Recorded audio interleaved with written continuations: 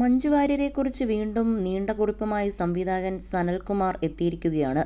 നടിയോടുള്ള പ്രണയത്തെക്കുറിച്ച് ആവർത്തിക്കുകയാണ് കുറിപ്പിൽ അദ്ദേഹം. തൻ്റെ പ്രണയം തുറന്നു പറയാൻ സമ്മതിക്കാത്ത വിധം മഞ്ജുവിനെ ആരോ തടഞ്ഞു വെച്ചിരിക്കുകയാണെന്ന ആരോപണവും സംവിധായകൻ വീണ്ടും വീണ്ടും ഉന്നയിക്കുന്നുണ്ട്. സംവിധായകൻ്റെ കുറിപ്പിൻ്റെ പൂർണ്ണ രൂപം ഇങ്ങനെയാണ്: പ്രണയത്തെക്കുറിച്ച്, സ്നേഹത്തെക്കുറിച്ച്, സത്യത്തെക്കുറിച്ച്, ധർമ്മത്തെക്കുറിച്ചൊക്കെ വാചാലമാകുന്ന സമൂഹം പൊള്ളയാണ്. അതിനു മുന്നിൽ പ്രണയമോ സത്യമോ ധർമ്മമോ ഒക്കെ വന്നു നിന്നാൽ അത് കാർക്കിച്ചു തുപ്പും. അതാണ് എൻ്റെ അനുഭവം.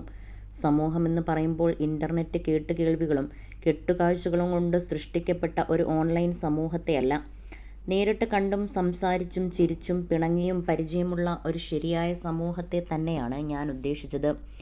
എന്നെയും നിന്നെയും അങ്ങനെ അറിയാവുന്ന ഒരു സമൂഹത്തെ തന്നെ.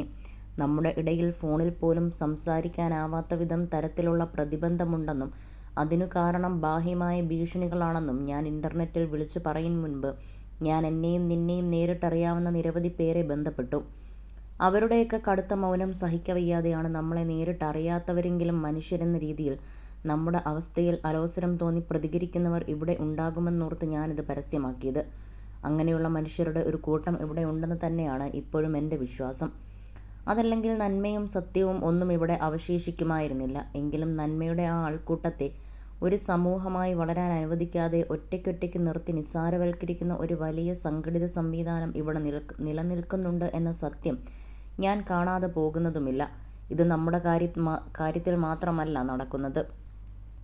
കണ്ണൂരിലെ ADM ആയിരുന്ന നവീൻ ബാബുവിൻ്റെ മരണത്തിൽ അസ്വാഭാവികതകൾ തോന്നിയ വീണാമണി എന്നു പേരുള്ള ഒരു സ്ത്രീ രായ്ക്ക് രാമാനം വണ്ടി പിടിച്ച് അദ്ദേഹത്തിൻ്റെ വീട്ടിലെത്തുന്നു. അദ്ദേഹത്തിൻ്റേത് ആത്മഹത്യയല്ല എന്നും അതൊരു കൊലപാതകമാണെന്നും ബോഡി കത്തിക്കും മുൻപ് പോസ്റ്റ്മോർട്ടം ചെയ്ത് ഉറപ്പുവരുത്തണമെന്നും ബന്ധുക്കളോട് ആവശ്യപ്പെടുന്നു.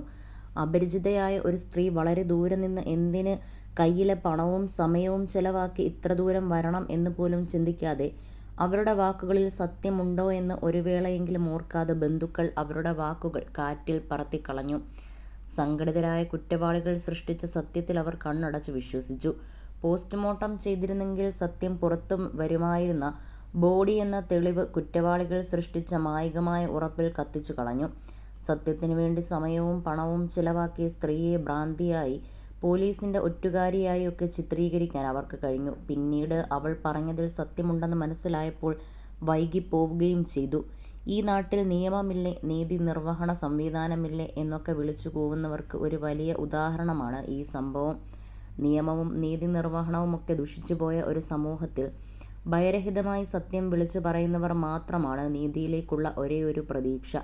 പക്ഷേ അവരെ ഭ്രാന്തരും ബുദ്ധിശൂന്യരുമൊക്കെയായി ചിത്രീകരിക്കാനുള്ള വലിയ മെഷീനറി സംഘടിതരായ കുറ്റവാളികൾക്കുണ്ട്.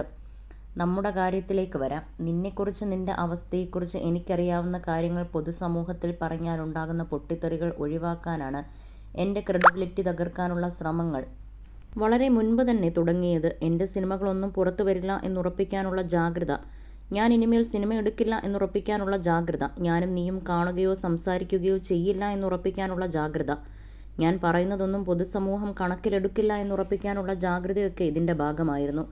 നിന്റെ പേരിൽ എനിക്കെതിരെ ഉണ്ടാക്കിയ കള്ളക്കേസിൽ നിയമത്തിന് നിരക്കാത്ത രീതിയിൽ എന്നെ അറസ്റ്റ് ചെയ്ത് പച്ചയായി പൊതുസമൂഹത്തെ കാണിച്ചപ്പോഴും അതിലുള്ള അനീതി മനുഷ്യർ കാണാതിരിക്കാൻ അട്ടഹാസങ്ങളും അപഹാസങ്ങളും കൊണ്ട് വഴിതിരിച്ചുവിടാൻ സംഘടിത കുറ്റവാളികളുടെ മെഷീനറിക്ക് കഴിഞ്ഞു. എനിക്കെതിരെയുള്ള കള്ളക്കേസിൽ അന്വേഷണം നടത്താതെയും കോടതിയിലോ പൊതുജനത്തിനു മുന്നിലോ നീ സംസാരിക്കില്ല എന്നുറപ്പുവരുത്തിക്കൊണ്ടും സത്യം കുഴിച്ചു മൂടാൻ അവർക്ക് കഴിഞ്ഞു. ഇപ്പോൾ നമ്മൾ സംസാരിച്ച ശബ്ദരേഖ നിന്റെ ഇഷ്ടത്തിന് വിരുദ്ധമാണെങ്കിലും കേവലം മനുഷ്യരായ നമ്മേക്കാൾ വിലയുള്ളത് സത്യത്തിനാണ് എന്നതുകൊണ്ട്, നമ്മൾ ചെയ്യുന്ന സിനിമകളേക്കാൾ സമൂഹത്തിന് പ്രയോജനം ചെയ്യുന്നത് സത്യമാണെന്നതുകൊണ്ട് സമൂഹത്തിൽ പങ്കുവച്ചപ്പോൾ എന്താണ് സംഭവിച്ചതെന്ന് നോക്കൂ.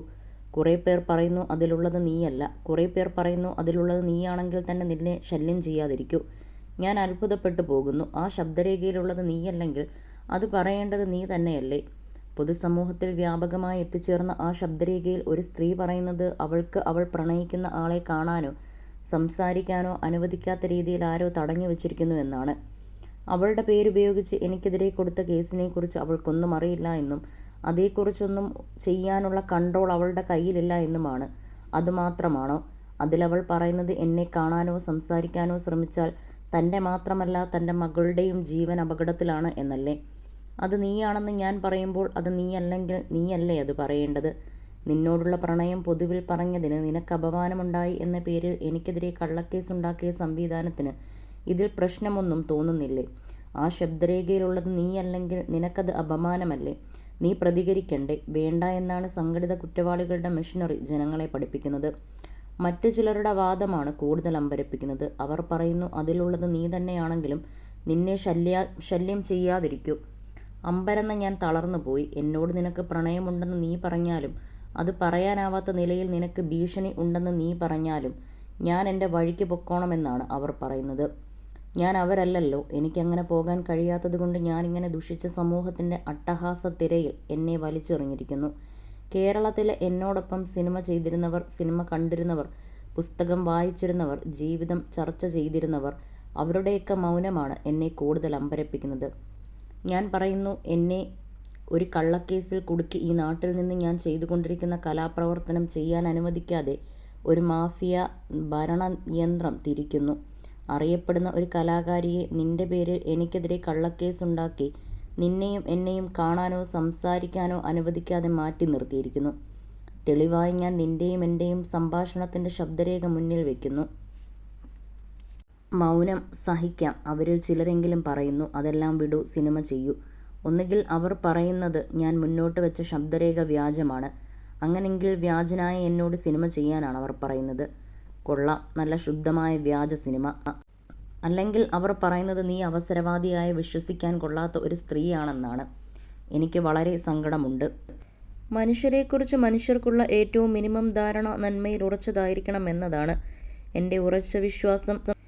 ഒരുതരം അന്വേഷണം നടത്താതെ മറ്റൊരാളെ നീചമായി വിലയിരുത്താൻ എങ്ങനെയാണ് ഒരാൾക്ക് കഴിയുക? അയാൾ സ്വയം നീചമായി വിലയിരുത്തിയാലേ അതിന് സാധ്യതയുള്ളൂ. അങ്ങനെയെങ്കിൽ നീചമായ ഒരു സാംസ്കാരിക ലോകമാണ് നമ്മുടേതെന്ന് പറയേണ്ടി വരും. നന്മയുടെ കിരണങ്ങളിൽ ഞാൻ ഇപ്പോഴും വിശ്വസിക്കുന്നത് കൊണ്ട് അങ്ങനെ പറയുന്നില്ല. പ്രിയപ്പെട്ടവളെ, ഇത് നമ്മുടെ പ്രണയം എന്നതിലുപരി എന്നെ ഉത്സുകനാക്കുന്നത് ഈ സമൂഹത്തിൻ്റെ അടിത്തട്ട് കാഴ്ചകൾ എന്നെ കാണിച്ചു തരുന്ന ഭൂതക്കണ്ണാടി എന്ന നിലയിലാണ്. അതിന് നിനക്ക് പ്രത്യേകം നന്ദി.